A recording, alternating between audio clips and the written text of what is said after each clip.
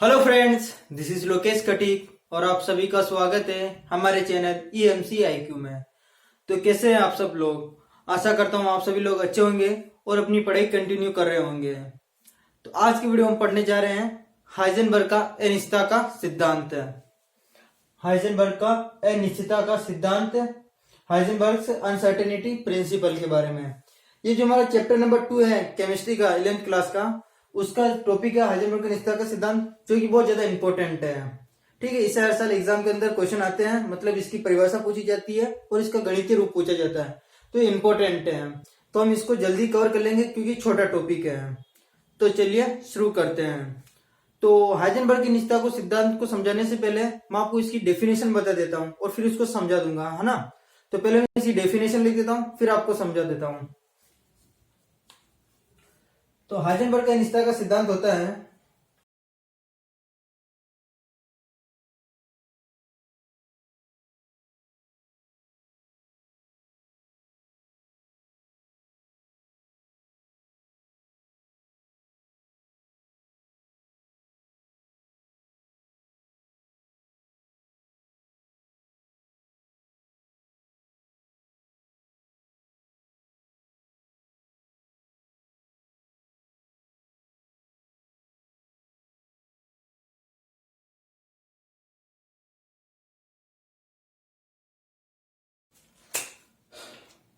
तो देखिए, मैंने यहाँ पर हाइजेनबर्ग के अनिश्चितता का जो सिद्धांत है, जो प्रिंसिपल है, उसकी डेफिनेशन लिखी है। इसकी डेफिनेशन क्या है? किसी गतिशील सूक्ष्म कण है, जो कण होना चाहिए गतिशील होना चाहिए और सूक्ष्म यानी छोटा होना चाहिए, जैसे इलेक्ट्रॉन की स्थिति और संवेग, संवेग में भी उसका वेग का एक साथ यथार्थपूर्वक निर्धारण करना संभव नहीं है। यदि कण की स्थिति निश्चित होती है तो उसके वेग में अनिश्चितता होगी, और यदि उसके वेग निश्चित है तो उसकी संवेग में उसकी स्थिति में अनिश्चितता होगी। वापिस सुनो, किसी गतिशील सूक्ष्म कण जैसे इलेक्ट्रॉन की स्थिति और संवेग का एक साथ यथार्थपूर्वक निर्धारण नहीं किया जा सकता, उनको एक साथ ज्ञात नहीं किया जा सकता, एक्यूरेट ज्ञात नहीं किया जा सकता है। यदि कण की स्थिति निश्चित होती है तो उसके वेग में निश्चितता होगी, अनिश्चितता होगी, और यदि वेग निश्चित है तो उनकी स्थिति में अनिश्चितता होगी। मतलब देखो क्या कहना चाह रहा है ये। सबसे पहले तो इसको हम समझते हैं कि ये क्या कहना चाह रहा है। तो सबसे पहले जो पॉइंट है वो है कि गतिशील कण, गतिशील सूक्ष्म कण। पहले तो यह है कि गतिशील सूक्ष्म कण। तो यहाँ पर बात हो रही है गतिशील कण की। अगर कोई कण विरामावस्था में है तो उसकी हम बात नहीं करेंगे, हम बात करेंगे जो कण गतिशील होता है। जैसे परमाणु के चारों ओर इलेक्ट्रॉन चक्कर लगाते हैं तो गतिशील होना चाहिए। सूक्ष्म कण यानी छोटा कण होना चाहिए, ऐसा कण जिसको हम आंखों से नहीं देख सकते हैं, उन्हें सूक्ष्म कण कहते हैं। जैसे इलेक्ट्रॉन को हम आंखों से नहीं देख सकते हैं तो इलेक्ट्रॉन सूक्ष्म कण है। इसी प्रकार इलेक्ट्रॉन के जैसे प्रोटॉन ये भी हो सकते हैं। तो गतिशील सूक्ष्म कण की स्थिति और संवेग, एक यहाँ पर पॉइंट आया स्थिति, और एक आया आपके यहाँ के संवेग। संवेग में भी वेग होता है। तो स्थिति का क्या मतलब है? स्थिति का मतलब है कि दिशा, उसकी दिशा क्या होगी? जो कण चारों ओर चक्कर लगा रहा है, जो कण गति कर रहा है, उसकी दिशा क्या होगी? दिशा मतलब ऐसा होता है ना आपके, ये ऊपर उत्तर, नीचे दक्षिण, इधर पूर्व और इधर पश्चिम। तो ये ऐसा होता है। तो जो कण है उसकी स्थिति क्या कौन सी होगी? उसकी स्थिति कहां पर होगी? वो पूर्व में होगा, वो उत्तर में होगा, वो दक्षिण में होगा या पश्चिम में होगा? उसकी स्थिति कहां पर होगी वो, और उसका संवेग। संवेग के अंदर भी देखो मैंने कोष्टक में लिख रखा है वेग, मेन रूप से वेग है कि उसका वेग क्या होगा। फॉर एग्जाम्पल जैसे देखो कि ये आपके नाभिक है और नाभिक के चारों ओर इस कक्ष में इलेक्ट्रॉन चक्कर लगा रहे हैं। ठीक है, इलेक्ट्रॉन चक्कर लगा रहे हैं। तो इस इलेक्ट्रॉन जो चक्कर लगा रहे हैं, इस इलेक्ट्रॉन का वेग क्या होगा और वो किस स्थिति पर होगा, उसके बारे में हमको बताना है। इलेक्ट्रॉन का वेग क्या होगा और उसकी स्थिति क्या होगी, वो एक साथ यथार्थपूर्वक निर्धारित नहीं किया जा सकता। इन दोनों को एक साथ हम ज्ञात नहीं कर सकते हैं। मैं थोड़ा सा इसको रफ कर देता हूं ऊपर से।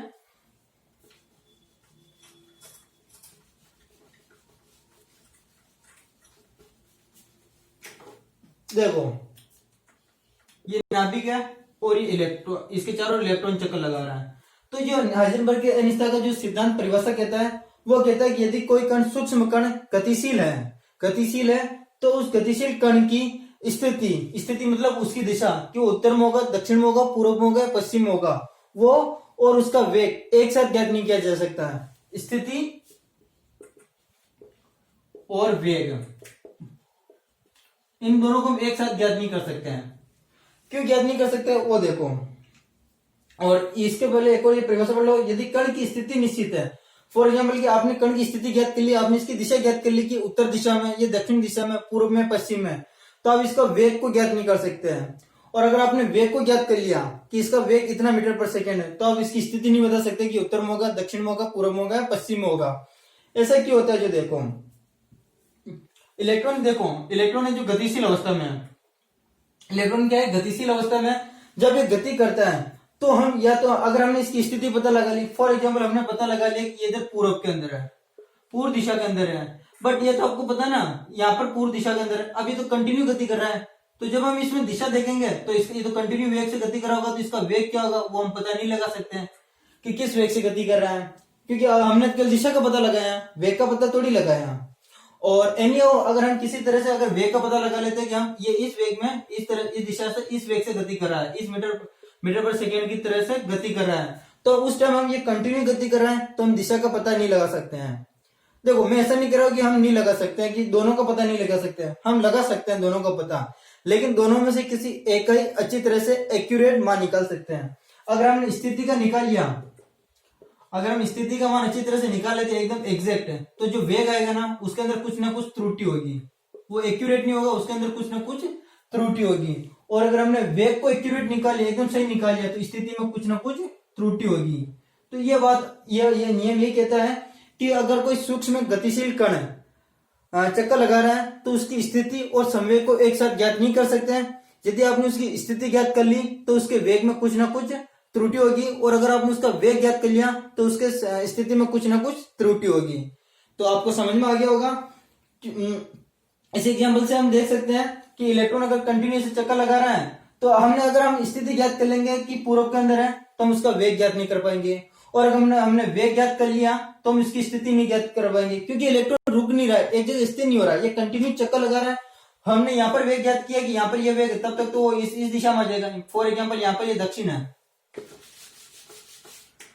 जैसे इलेक्ट्रॉन चक्कर लगा रहा है, इलेक्ट्रॉन चक्कर लगा तो यहाँ पर आ गया, हमने इसकी स्थिति, हमने इसका वेग ज्ञात कर लिया यहाँ पर कि इसका वेग v है, ठीक है। अब यहाँ पर हमने वेग ज्ञात किया, तब तो ये तो कंटिन्यू गति कर रहा है, तो ये हम यहाँ पर वेग स्थिति वेग ज्ञात करेंगे, तब तक तो ये यहाँ इधर आ जाएगा, पूर्व दिशा में आ जाएगा। इसलिए हम इसकी स्थिति, अगर हमने वेग ज्ञात कर लिया तो स्थिति ज्ञात नहीं कर पाएंगे।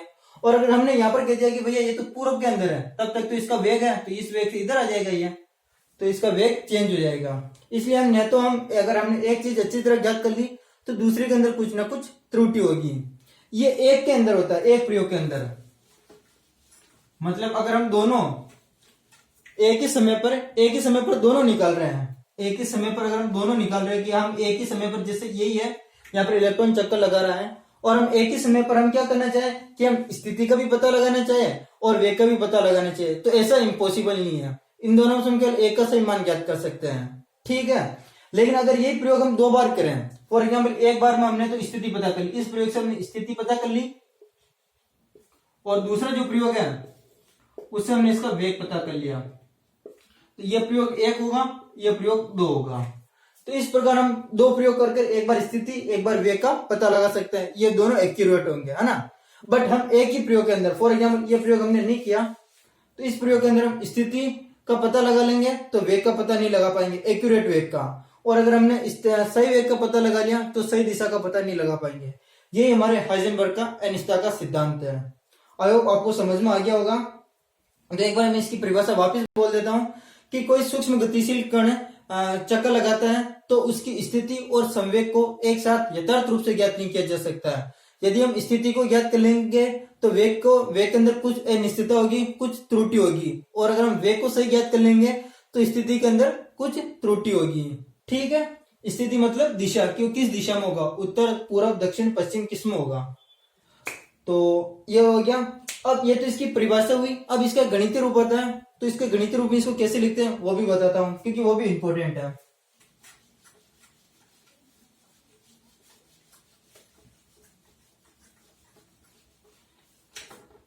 तो इसका हाइजेनबर्ग के अनिश्चितता के सिद्धांत का गणितीय रूप क्या होता है वो देखो। गणितीय रूप, इसका जो गणितीय रूप होता है वो होता है del x into del p greater than equal to h upon 4 pi, del x into del p greater than equal to h upon 4 pi, और p यहाँ पर संवेग है, क्योंकि हम जानते हैं कि p बराबर क्या होता है, mv होता है। संवेग बराबर क्या होता है, मास इंटू वेग, तो ये हो जाएगा del x into m del v, क्योंकि देखो मास तो इलेक्ट्रॉन का फिक्स होता है, हर कण का फिक्स होता है, बस उसके वेग में क्या होती है, अनिश्चितता होती है, greater than equal to h upon 4 pi. तो ये इसका गणितीय रूप होता है, किसका, हाइजेनबर्ग के अनिश्चितता के सिद्धांत का।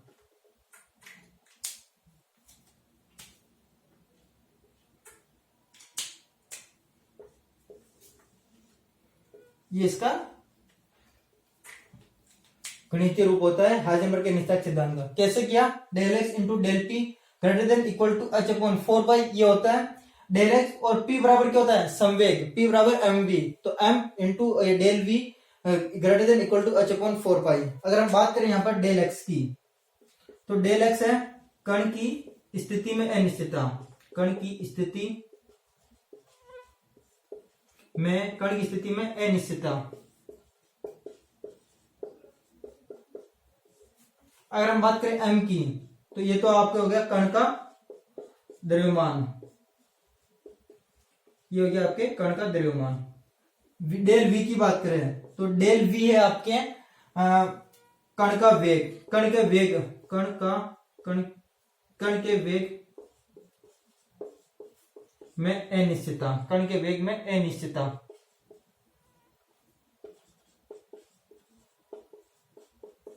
और ये फिर है एच, एच आपको पता है प्लांक नियतांक होता है, एच आपके प्लांक नियतांक होता है, प्लांक नियतांक, एच आपके प्लांक नियतांक होता है। अगर आपने मेरी पुरानी वीडियो देखी होगी तो मैंने एच का मान बता रखा है, एच इज इक्वल टू होता है 6.626 into 10 to power minus 34 joule second. अगर आपने पुरानी वीडियो देखी होगी तो आपको पता होगा। तो गणितीय रूप क्या होता है, del x into del p greater than equal to h upon 4 pi. यहाँ पर डेल पी को हम लिख सकते हैं एमवी, तो यहाँ एमवी लिख दिया। यहाँ पर डेल एक्स है स्थिति में अनिश्चितता, एम है कण का जो भी हमने कण लिया उसका मास है, डेल वी है कण के वेग में अनिश्चितता, उसके वेग में क्या अनिश्चितता क्या त्रुटि है वो, और एच है आपका प्लांक नियतांक जिसका मान होता है 6.626 into 10 to power minus 34 joule second. तो ये था आपके हाइजेनबर्ग का अनिश्चितता का सिद्धांत है। ठीक है, तो अब हम न्यूमेरिकल करते हैं। मैंने यहाँ पर एक न्यूमेरिकल लिखा है कि एक इलेक्ट्रॉन की स्थिति में 0.01 नैनोमीटर, एनएम को बोलते हैं नैनोमीटर, अनिश्चितता थी, उसके वेग में अनिश्चितता ज्ञात कीजिए। मतलब हम स्थिति में दे रखा है, स्थिति मतलब डेल एक्स का मान हमें दे रखा है, हमें किस में पूछी है, वेग की अनिश्चितता पूछी है। तो अभी कर लेते हैं इसको, कोई बड़ा सवाल थोड़ी है क्या, बस फॉर्मूला आना चाहिए। देखो फॉर्मूला क्या होता है, फॉर्मूला आपको होता है del x into m del v greater than equal to h upon 4 pi, ये आपके फॉर्मूला होता है। ठीक है, आपको इससे क्या ज्ञात करना है, उसके वेग में अनिश्चितता, वेग यानी डेल वी। तो देखो डेल वी को हम इधर कहेंगे, बाकी सबको उधर भेज देते हैं। तो डेल वी यहाँ पर रह जाएगा, डेल वी इधर रह जाएगा, तो देखो एच अपॉन 4 पाई, ये तो एजीटीज है। यहां से डेल एक्स नीचे जाएगा, पक्षांतरण से इधर नीचे आ जाएगा, तो ये डेल एक्स इंटू ये एम भी इधर आ जाएगा, तो ये एम। ठीक है, हमने क्या किया, डेल वी को इधर रहने दिया, बाकी सबको इनके नीचे भेज दिया, डेल एक्स को भी इधर भेज दिया और एम को भी इधर भेज दिया। गुणा में तो इसलिए नीचे भाग में आए। अब देखो आपको क्या क्या गिवन है वो लिखो। आपको दे रखा है डेल एक्स का मान, स्थिति में अनिश्चितता, ये आपको दे रखी डेल एक्स कितना दे रखा है, 0.01 नैनोमीटर। अब आप एक और चीज ध्यान रखो, एक बात ध्यान रखो, ये नैनोमीटर है, हमें मान मीटर में चाहिए। तो एक बात ये इधर ध्यान रखो कि 1 नैनोमीटर बराबर 10 टू पावर माइनस 9 मीटर होते हैं। 1 नैनोमीटर बराबर 10 टू पावर माइनस 9 मीटर होते हैं। और एक और बताता हूं, 1 एंगस्ट्रॉम बराबर होता है 10 टू पावर माइनस 10 मीटर। ठीक है, मैं आपको एक टेबल बताऊंगा जिसके अंदर ये हो जाएंगे अगली वीडियो के अंदर। तो 1 नैनोमीटर बराबर 10 टू पावर माइनस 9 मीटर होते हैं। तो आप इसको मीटर में चेंज कर दो तो आप लिखोगे 0.01 into 10 to power minus 9 metre. ये तो डेल एक्स का मान है। फिर हमें और क्या पता है, हमें एच का मान पता होता है, एच प्लांक नियतांक जिसका मान 6.626 into 10 to power minus 34 joule second. ठीक है, और क्या पता है हमें, पाई का मान पता होता है 3.14। और क्या पता है हमें, एम पता है हमें। एम क्या है, इलेक्ट्रॉन का द्रव्यमान। इलेक्ट्रॉन का द्रव्यमान एम क्या, इलेक्ट्रॉन का द्रव्यमान, क्योंकि हमें एक इलेक्ट्रॉन की स्थिति पूछी ना, तो इलेक्ट्रॉन का द्रव्यमान कितना होता है 9.1 इंटू 10⁻⁻³ kg। अब हमारे पास में सब मान है, हमें फॉर्मूला में पुटअप करना है, करते हैं। देखो ये मान हम यहाँ पर रखते हैं, सॉरी बराबर नहीं लिखेंगे, ग्रेटर देन इक्वल टू, अतः del v is equal to greater than equal to, h का मान कितना है 6.626 इंटू 10⁻⁻⁴ बट्टे वहां नीचे क्या चल रहा है, नीचे चल रहा है 4, ये 4 इंटू इसका मान, पाई का मान 3.14 इंटू डेल एक्स का मान देखो 0.01 इंटू 10⁻⁹ इंटू इलेक्ट्रॉन का वेग 9 इंटू 1 9.1 इंटू 10⁻⁻31 kg। जब हम इसको सोल्व करते हैं तो डेल v इजिकल टू आपके आता है, जब आप इसको सोल्व करोगे तो आपके डेल v इजिकल टू आएगा 5.8 इंटू 10⁶, और जो वेग होता है उसकी यूनिट होती है मिनट पर सेकेंड, सॉरी मीटर प्रति सेकेंड। जो वेग की यूनिट होती है मीटर पर सेकेंड होती है। ठीक है, तो देखो ये आपका आंसर आ जाएगा कि उसके वेग में अनिश्चितता डेल v इजिकल टू होगी 5.8 इंटू 10⁶ मीटर पर सेकेंड, ये आंसर है। तो कुछ ज्यादा खास नहीं किया, फॉर्मूला था हमारे पास में del x into m del v greater than equal to h/4 pi. हमको डेल वी में अनिश्चितता ज्ञात करनी थी, डेल वी को इधर का बक्सर को इधर पक्षांतरित कर दिया, हमारे पास में जो मान थे पुटअप किए तो हमारे पास में डेल वी का मान आ गया। ये आंसर है, मतलब वेग में अनिश्चितता कितनी है 5.8 इंटू 10⁶ मीटर पर सेकेंड। ठीक है, तो ये हमने एक न्यूमेरिकल कर लिया। अगर हम इसकी बात करें हाइजेनबर्ग के अनिश्चितता सिद्धांत की, तो इसमें जो इंपॉर्टेंट है वो इसकी परिभाषा और इसका गणितीय रूप है। तो आप एक बार वो अच्छी तरह से देख लेना, और हम ये वीडियो यहाँ पर ही समाप्त करते हैं। अगर वीडियो अच्छी लगी तो लाइक करना, कमेंट करना और शेयर करना। Thank you so much.